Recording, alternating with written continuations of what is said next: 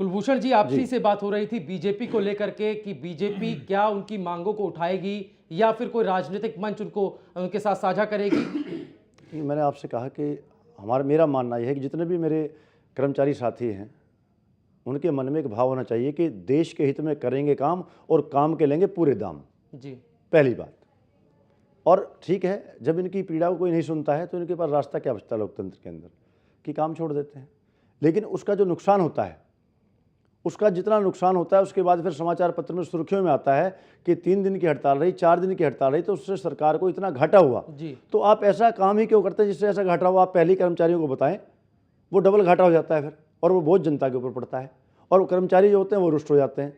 तो लोगों को भी परेशानी होती है और कर्मचारी को भी परेशानी होती है और हमारे ऊपर ही वो घाटा आकर जो है हमारे ऊपर ही जो उसका खर्चा पड़ता है। ठीक है। तो मेरा मानना यह है कि ईमानदारी से इन लोगों के साथ बैठकर, इनके साथ चीटिंग ना हो जी, इनके साथ ईमानदारी से बैठकर ये लोग जो है इनको सीधा सीधा, अब जैसे कैशलेस की बात करते हैं, स्वास्थ्यवर्धक जो बातें हैं, हमारे पड़ोसी राज्यों के अंदर भी ऐसी बातें हैं। कुलभूषण जी, आपको रोकना चाहेंगे, हिसार से सुरेश कुमार हमारे साथ, हमारे कॉलर जुड़ चुके हैं। सुरेश जी, स्वागत है आपका खबरें अभी तक में, पूछिए अपना सवाल। हाँ, नमस्कार जी। जी नमस्कार सर जी, ये 3400-3500 बसों का जो निजीकरण, ये रूट परमिट दे रहे हरियाणा सरकार है। हेलो जी, पूछिए सवाल। तो सर जी, ये 3400-3500 बसें हरियाणा सरकार सरकारी क्यों नहीं लगाती? 3500 बसें लगाएंगी तो उसमें कम से कम 15-20 हजार लोगों को रोजगार भी मिलेगा जी। कर्मचारियों से बार बार बातचीत हो चुकी है, ठीक है, सरकार ने हाँ कर रखी है, फिर भी ये पता नहीं सरकार क्यों ऐसा कर रही है। ठीक है, आपके सवाल का जवाब ओमवीर शर्मा से लेंगे, जिला प्रधान सर्व कर्मचारी संघ से। जी ओमवीर जी, सवाल बड़ा गंभीर है, क्या कुछ कहेंगे? देखिए, हम उसी बात को कह रहे हैं कि जो हम ये कह रहे हैं कि 3519 परमिट जो सरकार दे रही है जी, हम ये कह रहे 3519 परमिट जब पंचायतें हमें लिखित में आवेदन दे रही हैं, गांव की पंचायतें कह रही हमारे गांव में सरकारी गाड़ियां, फिर क्यों दे रहे हैं? हमारी जनता की ही तो मांग है। हम इसी को लेकर के बार बार हमने कैंपेन चलाया, अपना हस्ताक्षर अभियान चलाया। हमने प्रदेश से 1 लाख लोगों के साइन करा करके और डीसीओ के माध्यम से हमने सरकार के पास भेजे हैं। हमारी यही मांग है कि जब प्रदेश की जनता मांग करिए तो आप 3519 परमिट किसकी तर्ज पर दे रहे हैं? अभी मुख्यमंत्री जी ने गोहाना के अंदर ये घोषणा की कि हमारी जो लड़कियां हैं कॉलेजों में जाती है वो फ्री जाएंगी 1 जनवरी से। हम ये कहना चाहते हैं जब रोडवेज की गाड़ियां ही नहीं रहेंगी तो वो उनकी जो घोषणाएं हैं वो कहाँ लागू होंगी? अब आप देखिए, रक्षाबंधन को महिलाएं हमारी फ्री हैं, वो कैसे जाएंगे उसमें? तो हम यही कह रहे हैं कि प्रदेश की जनसंख्या के आधार पर रोडवेज के अंदर 10,000 नई गाड़ियां शामिल हों ताकि परिवहन सुविधा जनता को मिले। अब मैं आपको एक छोटी सी बात और बताऊं कि हमें इसका नुकसान क्या है। देखिए, 923 परमिट 93 के अंदर चौधरी बनलाल जी ने दिए थे और उनका परिणाम हमारे सामने ये रहा कि अब 2012 तक हमारी गाड़ियों की जो संख्या थी, उस समय भी 93 के अंदर हमारी गाड़ियों की संख्या 3800 से ज्यादा थी जी, और आज 13 तक भी हमारी गाड़ियों की संख्या 3800 तक ही रही है। मतलब उसका ये हमें परिणाम मिला कि गाड़ियों की संख्या नहीं बढ़ी, जबकि प्रदेश की जनसंख्या उस समय 1 करोड़ होती थी, आज 2.5 करोड़ से ज्यादा हो गई है।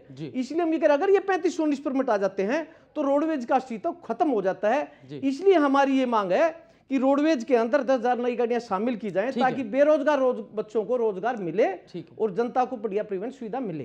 एक बात फिलहाल कुलभूषण जी दोबारा से आपके पास आएंगे, फिलहाल वक्त एक छोटे से ब्रेक का यहाँ पर हो चला है। ब्रेक के बाद बात करेंगे इस जो भी आपका बंद है, हड़ताल है, उसको लेकर के जनता पर क्या कुछ फर्क पड़ेगा। जल्द हाजिर होते हैं छोटे से ब्रेक के बाद।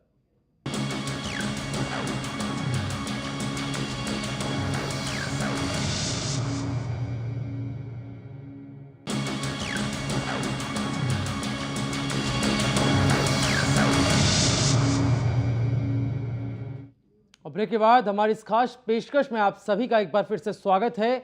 चर्चा शुरू करने से पहले हम अपने दर्शकों से अनुरोध करेंगे कि वो जब भी हमें फोन लाइन के माध्यम से हमारे साथ जुड़ना चाहें तो अपनी टीवी सेट की वॉल्यूम पहले थोड़ा कम कर दें। ब्रेक पर जाने से पहले कुलभूषण भारद्वाज जी, आप कुछ कह रहे थे। मैं तरुण जी कहना चाह रहा था आपसे कि जो अभी ओमवीर जी से जो आपने प्रश्न किया जी कि जो परमिट वाली व्यवस्था है, ये सरकार उसको क्यों नहीं रद्द करती? ये परमिट किन लोगों को दिए जाएंगे? सबसे पहले देखने वाली बात ये है, ये परमिट ही इनके जो विधायक हैं, इनके मंत्री हैं, उनके नाते रिश्तेदार, उनको ये बांटे बंदरबाट की जाएगी। एक भी अगर ग्रामीण पृष्ठभूमि के सामान्य स्तर के व्यक्ति को, युवक को अगर वो परमिट मिले तो विरोध नहीं होगा। लेकिन इसकी आड़ में ये लोग जो है अपने चेतों को बंदरबाट करते, रेवड़ियाँ बांटते हैं। और अगर ये कहते हैं कि हम नौजवानों को रोजगार देते हैं, तो जो रिक्त पद है, मैं अमर जी की बात से सहमत हूँ, जो रिक्त पद हैं 2000 जो बता रहे हैं, 2 लाख जो रिक्त पद हैं, ये उसको वहाँ पर उसका समावेश करें, उसको भरे, तो एक पंथ और दो काज की प्रक्रिया जो है वो ठीक है, शुरू हो जाएगी। लेकिन इन लोगों ने तो केवल और केवल इन लोगों को पीड़ा पहुँचानी है और उस परमिट की आड़ में अपने जो गोरख धंधे हैं वो जारी रखने हैं। ठीक है। बनवारी लाल सैनी जी हमारे साथ बने हुए हैं। बनवारी जी, बात अगर जनता की जाए तो कहीं ना कहीं इस बंद का असर तो जनता के सर ही पड़ने वाला है, उसका जिम्मेदार कौन होगा? बिल्कुल, संघर्ष हमारा शौक नहीं, मजबूरी है, मजबूरी है जी। जनता से कि हम क्षमा प्रार्थी हैं, मजबूरी है, किन्हीं कारणों से हमारे पास और कुछ नहीं है, कोई हथियार नहीं है, हमारे पास एजिटेशन का हथियार है, इससे ज़्यादा और हम कर क्या सकते हैं। अब आप ये देखिए कि पता नहीं एक परिपाटी ऐसी चला दी इन्होंने, ठेका पर था, एक काम को 20 आदमी करते हैं, ठेकेदार उसको ठेके पे ले लेता है, उसमें वो आदमी लगाएगा 5 और वो 20 आदमियों का काम 5 आदमियों से लेगा, उसका खून चूस लेगा। उससे क्या है कि गरीब आदमी मरता जा रहा है, एक पूंजीपति वो उठता जा रहा है जी। उसके पास पैसे की कोई कमी नहीं है। इसीलिए ठेका प्रथा को बहुत बढ़ावा दिया जा रहा है। कर्मचारी आज बिल्कुल फ्री बैठा है, उसको काम ही नहीं देते कि तू ये काम कर जी। कर्मचारी को काम दे के राजी नहीं है। क्यों? कि कर्मचारी काम, अब रोलर हैं, रोलर जर गए खड़े खड़े, लेकिन उनसे पेच वर्क नहीं कराते। मेरी 78 की भर्ती है, तो मुझे अच्छी तरह से ध्यान है कि हम 78 में पेच वर्क भी करते थे, हम रोड भी बनाया करते थे, हम रोड गली बनाते थे, हम बिल्डिंग बनाते थे। आज वो सारा काम ठेके पे दे दिया। उसके तहत जो कर्मचारी लगे हुए थे वो कर्मचारी आज बिल्कुल खाली है, उसको कोई काम नहीं देता। उसको काम देता है तो उसके कैडर के अनुरूप देता है, उसमें वो बेचारा करे क्या। तो ये प्रथा बिल्कुल बंद होनी चाहिए। इसमें एक कर्मचारी का शोषण हो रहा है, जिस काम को 20 आदमी करते हैं उस आदमी को 5 आदमी से कराया जा रहा है। ठीक, अब आप एक मिनट, अब आप देखिए कि कम से ये 93 में रेगुलाइजेशन हुई, 97 में रेगुलाइजेशन हुई, 2004 में रेगुलाइजेशन, उसके बाद 9 साल में आज तक एक भी कर्मचारी रेगुलर नहीं किया गया। क्यों? एक नीति लेके आए, ये ऐसी नीति ले आए कि कर्मचारी एम्प्लॉयमेंट से लगा हो। ये कर्मचारी पहले जो लगे हैं, इतने कर्मचारी रेगुलर हुआ पूरे हरियाणा के अंदर, क्या वो सारा एम्प्लॉयमेंट से था? बनवारी जी, रोकना चाहूंगा, माफ कीजिए। नारनौल से नानक हमारे कॉलर हमारे साथ जुड़ चुके हैं। नानक जी, पूछिए अपना सवाल। हाँ जी, नमस्कार जी। मेरा सवाल ये है कि जो हरियाणा रोडवेज के अंदर ये हरियाणा गौरव के नाम की जो नीले कलर की बसें हैं, इनमें चेकिंग क्यों नहीं होती जी? इसका सवाल ओमवीर शर्मा जी आप देना चाहेंगे? देखिए, जो ये गाड़ियां सरकार बार ये खरीद रही है, हमें पहले भी कहा था कि देखिए, जो आप ये एयर कंडीशन गाड़ियां खरीदते हैं, एक गाड़ी की कीमत 80-80 लाख रुपए होती है। हम ये करें जो ऑर्डिनरी गाड़ियां होती है हमारी, जिसमें आम गरीब आदमी सफ़र करता है, वो अगर वो गाड़ियां खरीदी जाएं तो एक गाड़ी की कीमत में हमारी वो 5 गाड़ियां आ जाती हैं। हम ये करें वो गाड़ियां लगाई जाएं ताकि आदमी को सुविधा भी ज़्यादा सर्विस मिले और सर्विस के साथ साथ उस पर रोज़गार भी ज़्यादा आदमियों को मिलेगा। तो हम तो ये पहले ही कह रहे कि ये गाड़ियां केवल पूंजीपतियों के लिए होती हैं और सरकार जो काम करती है वो पूंजीपतियों की ही तर्ज पर उनको फायदा पहुंचाने के लिए ही करती है, इसलिए वो लोग गाड़ी को ज़्यादा वो नहीं है। ठीक है। कंवरलाल यादव जी, जिला सचिव सर्व कर्मचारी संघ से। कंवरलाल जी, बात अगर जनता की हो रही है तो हरियाणा रोडवेज की बसों में जनता ही सफ़र करती है, ऐसे में इस परेशानी का सबब जनता ही बनती नजर आ रही है। देखिए, ऐसा है जी, हम पहले ही बता चुके हैं 3519 प्राइवेट परमिट रद्द किए जाएं। क्यों रद्द किए जाएं? कि ये जनता की मांग है कि हमें सरकारी बस चाहिए। रोडवेज बस बेड़े में 10,000 बसें की आवश्यकता है जी। एक बस पे 7 हमारे कर्मचारी काम करते हैं, 70,000 की भर्ती अपने आप होगी उस पर जी। अगर सरकारी जो है बस 10,000 बेड़े में शामिल की जाएगी। तो हम तो ये चाहते हैं कि जनता को ज़्यादा से ज़्यादा सुविधा मिले। हम ये नहीं चाहते कि जनता जो है ना तकलीफ़ हो, सफ़र करने में उनको तकलीफ़ हो। ठीक है। जो प्राइवेट बस है उनमें जी जैसे हमारे स्कूल के बच्चे पढ़ के जाते हैं, कॉलेज के बच्चे जाते हैं, उनमें धक्का मुक्की और कोई अनुशासन नहीं होता। भाड़ बेटे कोई इज्जत, कोई सेफ्टी नहीं है, कोई सुरक्षा की गारंटी सरकार की तरफ से कोई गारंटी नहीं है। और जब जनता मांग कर रही है सरकारी बस की, तो प्राइवेट बस की क्या जरूरत है?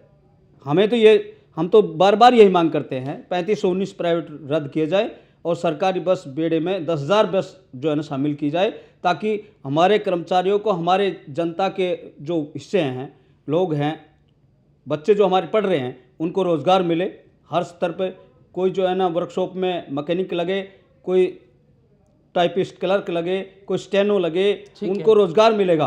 तो इस वजह से हम ये मांग करते हैं कि भी हमें सरकार की जो सरकारी बस है वही मिलनी चाहिए, जनता की ये मांग है। कंवरलाल जी, इस बीच हमारे कॉलर सोनीपत से विजेंद्र हमारे साथ जुड़ चुके हैं। विजेंद्र जी, पूछिए अपना सवाल। हाँ शर्मा जी नमस्कार। नमस्कार। हाँ शर्मा जी, अभी आपने एक प्रश्न किया है कि भाई पब्लिक जो है आपकी हड़ताल से परेशान हो गई जी। हेलो शर्मा जी, मैंने वॉल्यूम बंद किया, प्लीज मेरी बात सुनिए आप जी। कहिए, आवाज आ रही है। अभी आपने एक प्रश्न किया है कि भाई जो है ना अगर आप हड़ताल पर जाएंगे जी तो जो है ना पब्लिक परेशान होगी जी। अब आप देखिए पिछले 9 साल से हम सरकार से और विभागाध्यक्षों को जी बार बार जो है ना पत्राचार करके एम्प्लॉइज की मांगों का समाधान करने के लिए जो है ना समय मांग रहे हैं जी। अधिकारी, मतलब समय देना तो दूर की बात है, मतलब उल्टे हमारे खिलाफ ही फैसले लिए जाते हैं जी। अभी देखिए आप, एक रेगुलेशन की पॉलिसी जो है ना हमने बनवाई थी जी 2003 में, 2004 में, 93 में और 1997 में। इस सरकार ने आते ही वो पॉलिसी वर्मा देवी वर्सेस कर्नाटका का बहाना लेकर के और विड्रा कर ली। इसके बाद जो है ना अभी पिछले दिनों सरकार ने एक हाई कोर्ट से हम केस जीते थे, जो तकनीकी पदों पर कार्यरत कर्मचारी हैं, उन सरकारों उन आदमियों ने केस डाला था जी। और हरियाणा सरकार सुप्रीम कोर्ट में गई थी, तो फिर हरियाणा सरकार ने उसको जनरलाइज कर दिया। अभी जो है पिछली 10 तारीख की जो है कैबिनेट की मीटिंग में एक ऑर्डिनेंस जो है पास करके और इस सरकार ने हमारी जो है एम्प्लॉइज की वो सुविधा भी वापिस ले ली। मतलब कहने का अनेक हमले जो है मतलब सरकार तीखे एम्प्लॉइज के ऊपर कर रही है। जहां तक बात है जनता की, एम्प्लॉइज जो है जनता को बढ़िया सुविधा दे सकता है। आज हमारी ये मांग है कि भाई पूरे विभागों में जो है 1.5 लाख के करीब पद खाली पड़े, इन जो पदों को भर दो, लोगों को रोजगार मिलेगा और आम जनता को जो है सुविधा मिलेगी बढ़िया। लेकिन सरकार हमारी बात को बिल्कुल नकार रही है जी। जहाँ तक जो है इसकी जो है ठेका प्रथा की बात है, टीपीपी की नीति के तहत एम्प्लॉइज लगाए गए हैं और सरकार बिल्कुल सरेआम जो है लूट कर रही है। आप देखिए 100 आदमियों की जो है जहाँ पर जो ये टेंडर लगा करके एम्प्लॉइज भर्ती करती है, वहां पर सिर्फ जो है 20 आदमी ही लगाए जाते हैं। 80 आदमियों की सरेआम लूट है। बार बार हम सरकार को कह रहे हैं। और एक और बात देखिए आप, जनता का काम करने के लिए यदि उन 20 एम्प्लॉइज को लगा जाता है तो वो जनता का जो है काम ठीक ढंग से नहीं करते, और जब पब्लिक शिकायत करती है तो उन आदमियों की कोई रिस्पॉन्सिबिलिटी नहीं, कोई जिम्मेदारी नहीं। तो वो जो है गलत करें चाहे ठीक करें, करें ना करें, मतलब सरेआम ठेकेदार और सरकार मिल करके जो है एक लूट जो है मतलब मचा रही है। आप देखिए जितने भी फैसले हमारे आए हैं, देखिए 9 साल में इन्होंने हमारी एक्सपीरियंसिया पॉलिसी जो हमें मिलती थी वो छीनी, उसके बाद रेगुलाइजेशन की पॉलिसी छीनी, उसके बाद जो है इन्होंने कहा हम केंद्र के समान जो है वेतन देंगे, छठा पे स्केल केंद्र ने जो दिया, हरियाणा सरकार ने जो ना। ठीक है विजेंद्र जी, आपका सवाल अब हमें समझ में आ रहा है, इस मुद्दे पर भी बात करेंगे। नारनौल, इस बीच नारनौल से नानक हमारे कॉलर हमारे साथ एक बार फिर से जुड़ चुके हैं। नानक जी, पूछिए अपना सवाल।